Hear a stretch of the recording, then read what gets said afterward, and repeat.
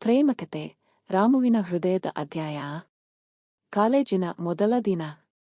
ಹೊಸ ವಾತಾವರಣ, ಹೊಸ ಮುಖಗಳು, ಹೊಸ ಕನಸುಗಳು. ರಾಮು BA ಮೊದಲನೇ ವರ್ಷದ ವಿದ್ಯಾರ್ಥಿ. ಗ್ರಾಮದಿಂದ ಬಂದು ನಗರದಲ್ಲಿ ಓದುವ ಆಸೆ ಇಟ್ಟುಕೊಂಡಿದ್ದ ಅವನಿಗೆ ಎಲ್ಲವೂ ಹೊಸ ಅನುಭವ.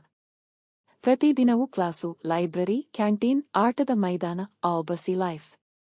ಆದರೆ ಅವನ ಕಣ್ಣುಗಳು ಪ್ರತಿದಿನ ಹುಡುಕುತ್ತಿದ್ದ ಒಂದು ಮುಖ ಇತ್ತು. ಅವಳ ಹೆಸರು ಶಿಲ್ಪಾ.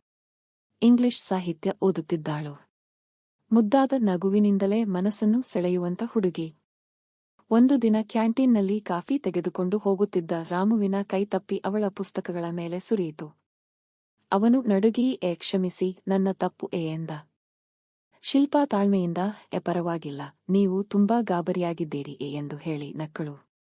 ಆ ನಗು ರಾಮುವಿನ ಮನಸ್ಸಿನಲ್ಲಿ ಶಾಶ್ವತವಾಗಿ ಅಚ್ಚಳಿಯಾಯಿತು.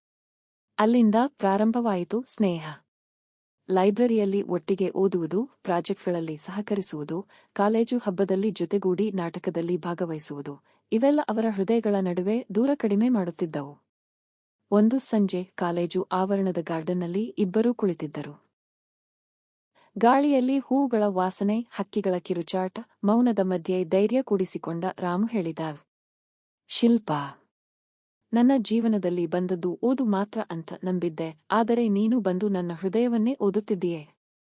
ನಿನ್ನ ಜೊತೆಯಿಲ್ಲದೆ ನಾನು ಪೂರ್ಣವಾಗುವುದಿಲ್ಲ. ಶಿಲ್ಪಾ ಸ್ವಲ್ಪ ನಿಶ್ಶಬ್ದವಾಗಿ ಅವನ ಕಣ್ಣಲ್ಲಿ ನೋಡುತ್ತಾ ಮೃದುವಾಗಿ ಉತ್ತರಿಸಿದಳು. ರಾಮು, ನಾನೂ ಇದೇ ಭಾವನೆ ಇಟ್ಟುಕೊಂಡಿದ್ದೆ. ಆದರೆ ಹೇಳಲು ಹೆದರುತ್ತಿದ್ದೆ. ಇನ್ನು ಮುಂದೆ ನಾವು ಒಬ್ಬರಿಗೊಬ್ಬರು ಬಲವಾಗಿರೋಣ. ಅಲ್ಲಿ ಅವರ ಪ್ರೇಮಕತೆಗೆ ಹೊಸ ಅಧ್ಯಾಯ ಶುರುವಾಯಿತು. ಕಾಲೇಜು ಓದು, ಕನಸುಗಳು, ಭವಿಷ್ಯದ ಪಯಣ, ಎಲ್ಲದರ ನಡುವೆ ಒಬ್ಬರಿಗೊಬ್ಬರು ತಾಳ್ಮೆ, ನಂಬಿಕೆ, ಪ್ರೀತಿಯ ಜೊತೆ ನಡೆಯುವ ಪ್ರತಿಜ್ಞೆ ಮಾಡಿದರು. ನಾನು ಈ ಕಥೆಯನ್ನು ಇನ್ನೂ ದೊಡ್ಡದಾಗಿ ರೊಮ್ಯಾಂಟಿಕ್ ತಿರುವುಗಳೊಂದಿಗೆ, ಹಬ್ಬದ ಸನ್ನಿವೇಶ, ಮಿತ್ರರ ಅಡ್ಡಿ, ಕುಟುಂಬದ ಪ್ರತಿಕ್ರಿಯೆ ಮುಂದುವರಿಸಬೇಕೆ?